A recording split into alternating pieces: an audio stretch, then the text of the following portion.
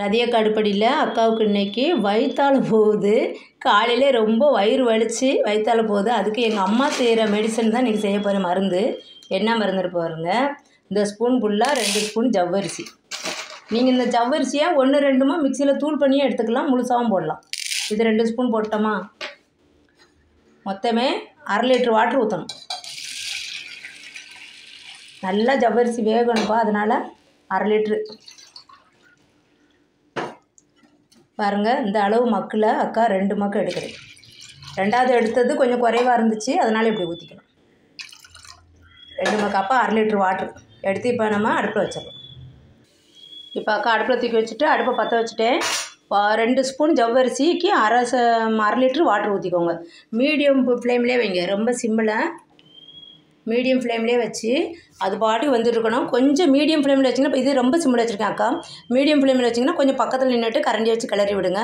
ரொம்ப சிம்மில் வச்சா ஒரு 2 3 தடவை கிளறி விட்டால் போதும். அது பாட்டுக்கு வெந்துகிட்டே இருக்கும். நல்லா நம்மளுக்கே தெரியும், கண்ணாடி மாதிரி வந்துடும் அந்த ஒயிட்டாக இருக்கிறது. அப்போ ஜவ்வரிசி வந்துருச்சுன்னு அர்த்தம். அதை அப்புறமா தான் நம்ம அது என்ன பண்ணணும்னு அக்கா சொல்கிறேன். இப்போ நல்லா வேகட்டும். நல்லா கொதிக்குது பாருங்கள். இது அக்கா மீடியம் ஃப்ளேமில் வச்சுருக்கேன். ரொம்ப சிம்மில் வச்சுருக்கேன், ஏன்னா பொங்கி ஊற்றிடும். அதனால் பாத்திரம் சின்னதாக வச்சுருக்கேன். நீங்கள் பெரிய பாத்திரம் வச்சா சிம்மில் வச்சுட்டு பேசாமல் வேலையை பார்த்துட்டு இருக்கலாம். இப்படி மிதக்கக்கூடாது. நல்லா வெந்ததுக்கப்புறம் அடியில் போயிருப்பா எல்லா ஜவ்வரிசியும். அந்த மெத்தட் தான் வரணும். நல்லா கொதித்து நல்லா வேகட்டும், ஜவ்வரிசி வெந்துடணும். இதை நீங்கள் மிக்சியில் கூட 1 2 திரிச்சிட்டு கூட அதுக்கப்புறம் நீங்கள் அந்த மாதிரி 2 ஸ்பூனே போட்டு பண்ணிக்கலாம். இது கொஞ்சம் நல்லா வேகட்டும். அக்காவுக்கு எப்படி தான் டிசென்ட்ரி ஆகுதுன்னு எனக்கே தெரியல. ஹோட்டலில் சாப்பிடவே மாட்டேன். ஹோட்டலில் வாங்கி சாப்பிட்ற என் ஹஸ்பண்டு பிள்ளைங்கள்லாம் திட்ட தான் செய்வேன். ஹஸ்பண்டு நானும் சாப்பிடவே மாட்டோம், பிள்ளைங்க சாப்பிடுவாங்க. இந்த காலத்தில் தான் பீஸா பர்கர் அந்த மாதிரி அதிலே இன்ட்ரெஸ்ட்டாக இருக்குதுங்க. அவங்களுக்கு என்றைக்காவது ஒரு நாள் வாங்கினா கூட திட்ட தான் செய்வேன் அக்கா. ஆனால் என்ன எனக்கு உடம்புக்குன்னு தெரில. அக்கா கிட்ட ஒரே ஒரு கெட்ட பழக்கம் என்னன்னு சொன்னால், வீட்டில் ஹஸ்பண்டு பிள்ளைங்களுக்கு போக தான் எது இருந்தாலும் மீதி கொஞ்சம் சாப்பிடுவேன். வேலைன்னு தான் இருப்பேன். அதனாலயா என்னன்னு தெரில, எனக்கு ரொம்ப பாடி இப்போ வீக் ஆகிடுச்சா என்னன்னு தெரில.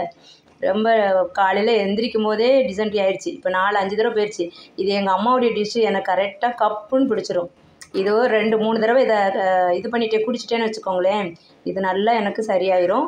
உங்களுக்கு கண்டிப்பாக சரியாகும். அக்கா எதெல்லாம் குடித்து நான் சரி பண்ணிக்க எனக்கு சரியாகுதோ அந்த மாதிரி உண்மையானது தான் உங்களுக்கு டிப்ஸாக கொடுக்குறேன். எதுவுமே நான் ஃபாலோ பண்ணாமல் நான் யூஸ் பண்ணி பார்க்காம உங்களுக்கு சொல்கிறதே இல்லை. ஏன்னா எனக்கு அடுத்தவங்களுடைய நலன்லேயே ரொம்ப அக்கறை இருக்கும். நான் எல்லாருமே அப்படி என் சொந்தங்களுக்கெலாம் சொல்லுவேன். ஏன்னா ஹெல்த்தியாக நம்ம என்ன சாப்பிட்றோமோ அந்த ஹெல்த்தி எல்லாருக்கும் கிடைக்கணும்னு தான் அக்கா நினைப்பேன்.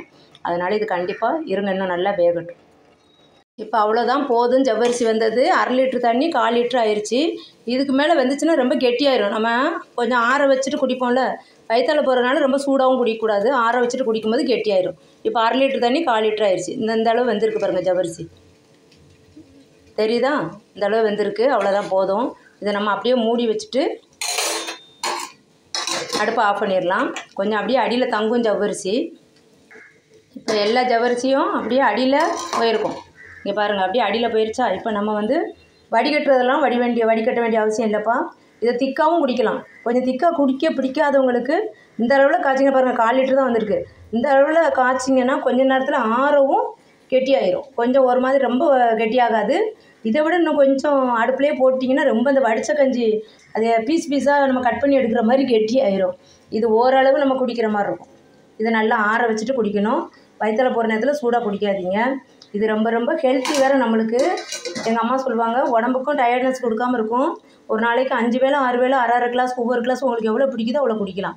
அக்கா குடிச்சு பார்த்துருக்குறேன். இன்றைக்கி 2 வேளை குடிச்சிட்டேன் அக்கா. இப்போ இது கொஞ்சம் அடுத்த ரவுண்டுக்கு போட்டுருக்குறேன். இது நல்லா ஆறினோன்னே கர்ட் ரைஸ் சாப்பிட்டுட்டு இதை ஒரு 1/2 கிளாஸோ 1 கிளாஸோ அக்கா குடிச்சுப்பேன். இந்த மாதிரி பாருங்கள். இதை செஞ்சு வயிற்றால போகும்போது செஞ்சு பார்த்துட்டு அக்காவுக்கு சொல்லுங்கள் கமெண்டில். இது நல்லா பிடிச்சிக்கும். டேப்லெட்டு போட முன்னாடி இப்படி குடிச்சு பார்த்துருங்க. பார்த்துட்டு கர்ட் ரைஸ் சாப்பிடுங்க, காரம் இல்லாமல். வயிற்றில் அக்கா என்ன பண்ணுவேன், தொப்புளில் விளக்கெண்ணெய் தான் போடுவாங்க எங்கள் அம்மா.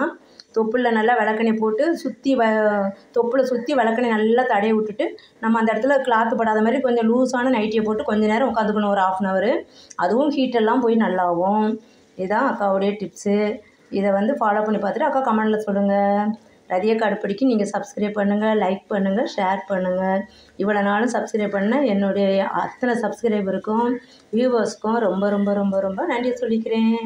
தேங்க்யூ.